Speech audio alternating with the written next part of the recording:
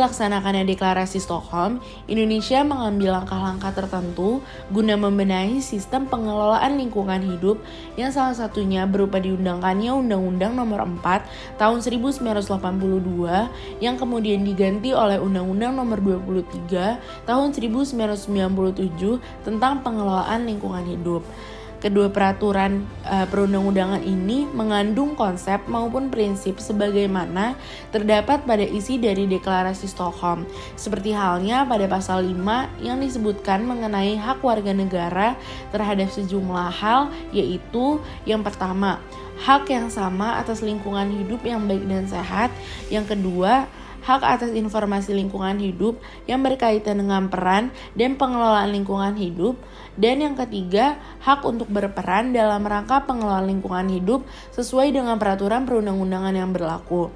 Adapun bentuk hak warga negara terhadap lingkungan yang terdapat dalam Undang-Undang Negara Republik Indonesia tahun 1945 pasal 28H ayat 1, yaitu setiap orang berhak hidup sejahtera lahir dan batin, bertempat tinggal dan mendapatkan lingkungan hidup yang baik dan sehat, serta berhak memperoleh pelayanan kesehatan.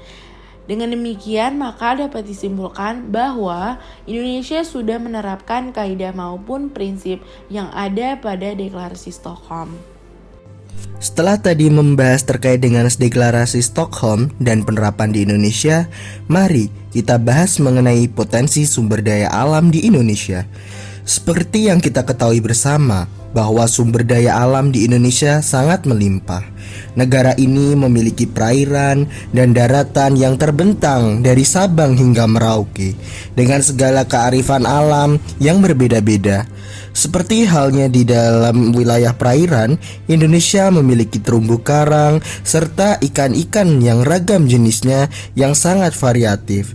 Selain itu, Indonesia juga memiliki jenis flora dan fauna yang beraneka ragam dengan karakteristiknya masing-masing yang tersebar di setiap daerahnya. Indonesia juga kaya akan tambang yang menghasilkan baik berupa minyak bumi, batu bara, timah, belerang, emas, dan jenis tambang lainnya.